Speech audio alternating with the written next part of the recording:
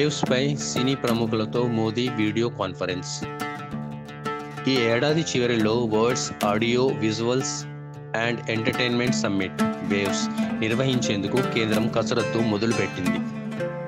ఇందులో భాగంగా సినీ ప్రముఖులు, వ్యాపారవేత్తలతో ప్రధాని మోడీ వీడియో కాన్ఫరెన్స్ నిర్వహించారు.